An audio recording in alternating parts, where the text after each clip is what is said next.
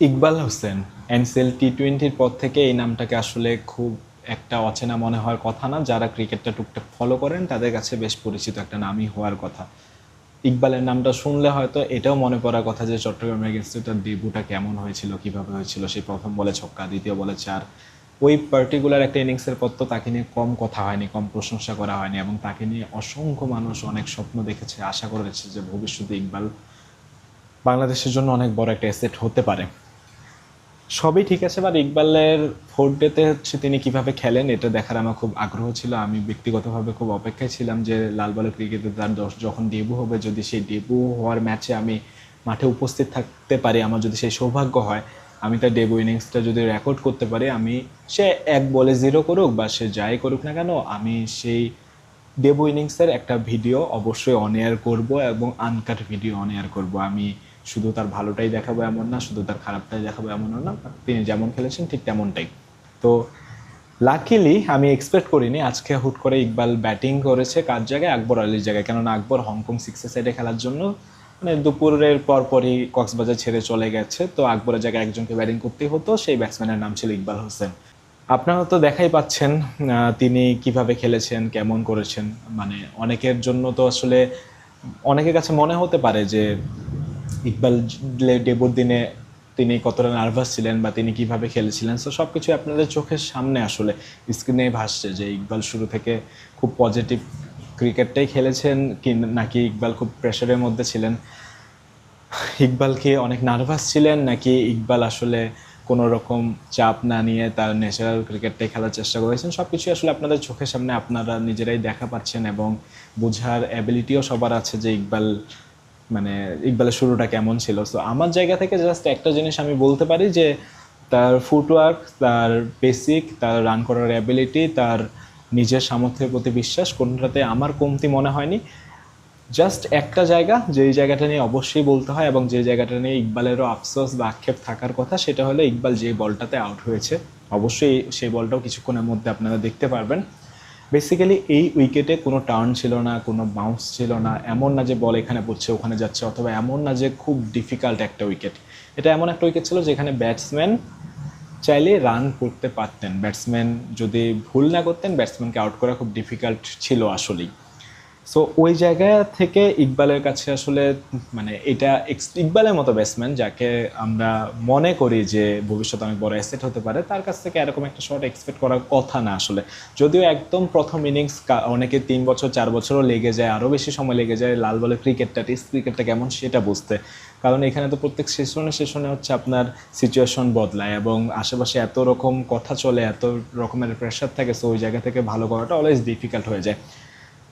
So still একদম প্রথম innings তো খুব বেশি সমালোচনার জায়গাও থাকে না, খুব বেশি প্রশংসা করারও জায়গা থাকে না। তবে হ্যাঁ, যখন আপনি একজন পিওর ব্যাটসম্যান এবং আপনি জানেন যে বলার খুব বেশি সুবিধা পাচ্ছেন উইকেট থেকে, তো ওইরকম একটা সময় আপনি চাইলে মানে আপনার ব্যাটিং আরও বেশি মনোযোগী হতে পারেন।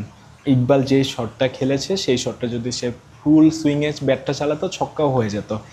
ইকবাল চেক শটে আগের বলেই একটা চার পেয়েছিল, আগের বলে সম্ভবত, তো চেক শটেই চার পেয়েছিল, এবং তখনই কিন্তু মনে হচ্ছিল যে বলার যখন আরিফ আহমেদ বলার একটু পিছিয়ে বল করতে পারে, একটু টার্ন করাতে পারে, একটু স্লো মারলেও ইকবাল ধরা খেতে পারে, এবং সেটাই হয়েছে কিন্তু। সো টেস্ট ক্রিকেট এরকমই একটা ক্রিকেট যেখানে হচ্ছে আসলে খুব দ্রুত ব্যাটসম্যানকে মানে ফাঁদে ফালানো যায় অথবা ব্যাটসম্যানের জন্য ফাঁদ তৈরি করা যায়। তো ইকবাল খেলতে খেলতে অবশ্যই শিখবেন, তার শেখার অনেক জায়গা আছে। তিনি ভবিষ্যতে আমি বিলিভ করি তিনি বেশ অনেক রান করবেন, কারণ আমি ম্যাচ শেষে ইকবালকে নিয়ে যখন ভিডিও বানাবো, আমি জানি যে যেহেতু আমি আগে থেকে ভেবে রেখেছিলাম তার ডেবু ইনিংসটা আমি অন এয়ার করবো। সো ওই জায়গা থেকে আমি তার বিপরীত দলের বেশ কয়েকজন প্লেয়ারের সাথে কথা বলেছি এবং সবাই আমার খুব মানে সবার কাছে একটা কথা শুনেছি, একটা কথা খুব কমন ছিল, সেটা হলো যে ইকবালকে এক সেকেন্ডের জন্য তাদের কাছে মনে হয়নি যে ইকবাল নার্ভাস ছিল বা ইকবাল এংজাইটিতে ভুগছিল বা ইকবাল খুব প্রেশার নিয়ে ফেলেছে।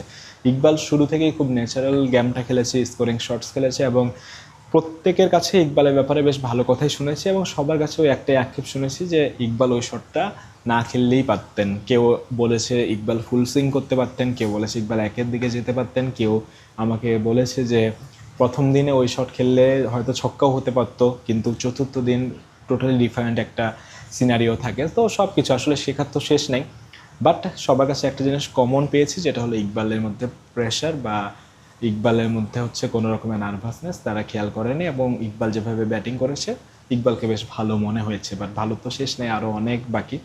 ইকবালদের নেক্সট ম্যাচও কক্সবাজারে, এবং সেটাও এমন একটা উইকেটে যে উইকেটে আসলে বলারদের খুব বেশি করার কিছু থাকে না। সো আমি এক্সপেক্ট করব ইকবাল যদি বেস্ট ইলেভেনে থাকে, থাকার পসিবিলিটিস অনেক বেশি, কেননা আকবর আলী নাই, আব্দুল গাফফার সাকলাইন থাকবেন না।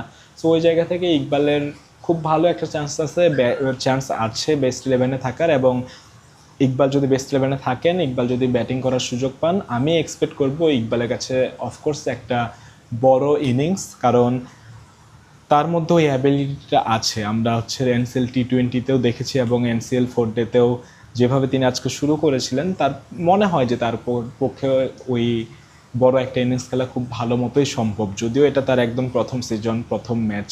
আজকে যখন তিনি ব্যাটিং নেমেছেন তিনি জানতেনও না তিনি খেলবেন, তিনি কোন পজিশনে নামবেন সেটাও হয়তো তিনি জানতেন না। সো হুট করে নেমে গিয়ে খুব ভালো করা অলওয়েজ ডিফিকাল্ট, এটা খুবই স্বাভাবিক একটা ব্যাপার। কিন্তু নেক্সট ম্যাচে ইকবাল যদি বেস্ট ইলেভেনে থাকেন, আমি এক্সপেক্ট করব ইকবালের কাছে তিনি একটা বড় ইনিংস খেলছেন, অথবা তিনি 1 বলে 0 রানেও যদি আউট হন কোনো সমস্যা নেই, কিন্তু একটা ভালো ডেলিভারিতে যেন আউট হন। তার যাতে ম্যাচ শেষে এই আফসোসটা না থাকে যে আমি নিজের উইকেটটা ছুড়ে দিয়ে এসেছি। সো ওভারঅল ইকবালের জন্য অনেক শুভকামনা, রংপুর টিমের জন্য অনেক শুভকামনা, অ্যাকচুয়ালি প্রত্যেকের জন্যই অনেক শুভকামনা। কারণ এনসিএল 4 ডেটা এমন একটা জায়গা যেখানে আমি এক্সপেক্ট করি যে প্রত্যেকটা ইয়াং প্লেয়ার খুব ভালো পারফর্ম করবে, প্রত্যেকটা সিনিয়র প্লেয়ার ইয়াংদেরকে খুব ভালো মতো হেল্প করবে, এবং খুব ভালো একটা পরিবেশ থাকবে, যেটা এখন অবধি আসলে বেশ ভালো মতো চোখে পড়ছে। এবং আমার কাছে মনে হচ্ছে এবারে এনসিএল 4 ডেটা আমাদের অনেক ভালো কিছু দেবে, অনেক নতুন কারোর সাথে পরিচয় করিয়ে দেবে ইনশাল্লাহ।